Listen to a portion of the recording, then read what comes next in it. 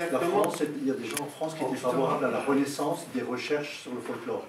Ah oui, oui, ça, mais quand la nouvelle université en 18 a été reconstituée, il y avait un projet de création d'un département d'études folkloriques, d'ethnologie. Hein, sauf que à Strasbourg en 1918, mais qui finalement n'a pas été accepté. Bon, alors d'abord parce que les études folkloriques en France étaient problématiques, n'étaient pas encore une discipline bien établie, c'était une discipline qui était en voie de constitution. Après on pourrait discuter, parce que ça c'est le problème de Van Gennep. Van Gennep, il est, comme vous le savez, d'origine allemande, donc qui est le grande figure du folklore, des études folkloriques en France, mais c'est au début, donc, et puis quelque part on se méfie aussi des formes de culture, de formes de culture populaire en Alsace, donc, mais c'est tout ce que, voilà. Après, c'est-à-dire que le folklore a été en Alsace de fait folklorisé, c'est-à-dire qu'on l'a rabattu sur de l'intemporel, hein, c'est-à-dire d'un éternel, même si c'était comment dire, des inventions tout à fait récentes. Je prends par exemple la couronne de l'Avent, comme vous savez, c'est une invention d'une secte protestante de Hambourg, et ça arrive en Alsace au début du XXe siècle, mais on fait comme si, là je donne, c'est pas un bon exemple, mais on fait comme si ça était éternel, et si ça avait existé de tout temps, et sans essayer de saisir non plus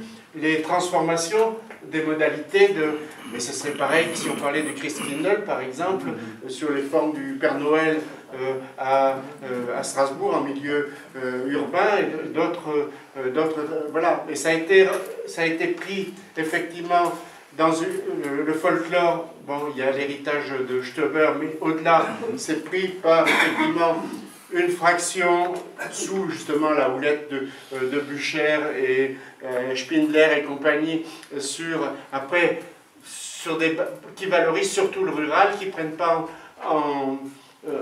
en compte l'urbain et qui ne prennent pas en compte les transformations historiques des pratiques populaires, c'est-à-dire, et qui finalement les réduisent, puisque si vous regardez quelle est l'activité essentielle du musée alsacien, on va collecter des objets, et puis on fait des fêtes. C'est-à-dire on invente des fêtes. Une partie aujourd'hui des fêtes qui apparaissent comme totalement traditionnelles dans des villages alsaciens, eh bien, sont des inventions quelque part du musée alsacien. Donc ça contribue effectivement à la folklorisation et à la réification des traditions populaires et à la dépossession, comment dire, quelque part, de ces... bon, sans parler de la question confessionnelle, puisque, bon, il y a après... il y a encore un autre aspect, mais même des gens comme... Quelle est la jonction avec Mistral? À Mistral, c'est parce que c'est l'affirmation d'une culture régionale dans l'espace. C'est avant Mistral. Oui, non, mais c'est l'affirmation d'une culture. Puisque l'idée, comment dire, de ces folkloristes, enfin du cercle de Pierre Bûcher, qui s'empare de la question avec Dollinger et compagnie, qui s'empare de cette question, c'est de montrer qu'il y a une culture populaire alsacienne qui n'est pas une culture populaire allemande. Donc aussi d'ériger une frontière sur le Rhin en disant mais nous on n'a strictement rien à voir avec ce qui se passe par exemple en Pays de Bade. D'ailleurs c'est l'une des raisons qui fait que les projets de Left et de Pfleger échouent, puisque notamment Left refuse de fondre les études folkloriques alsaciennes dans les études folkloriques Oberrhein, en gros.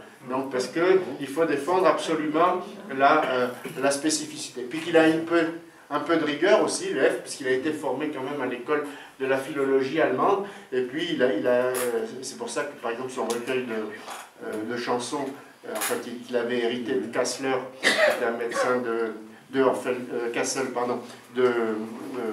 Orfelden, il y avait quelques chansons populaires en français,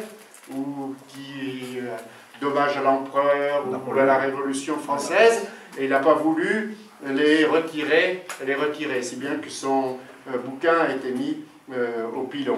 Voilà, donc, mais quelque part, c'est érigé aussi, qui rend ensuite complètement incompréhensible, comment dire, la culture, la culture populaire. Cette culture populaire, elle est seulement intelligible dans ses rapports avec ce qui se passe de l'autre côté du Rhin et éventuellement de ce qui se passe de l'autre côté des Vosges, parce qu'il y a des traditions populaires qui sont les traditions populaires qui viennent des Vosges. C'est-à-dire que c'est ce qui est intéressant dans dans le travail d'études folkloriques, c'est justement ces interactions entre ère culturelle et ère sociale et chronologie aussi, c'est-à-dire de transformation sociale, de transformation historique. Donc il n'y a pas de... Il n'y a rien de plus universel que le folklorique, justement.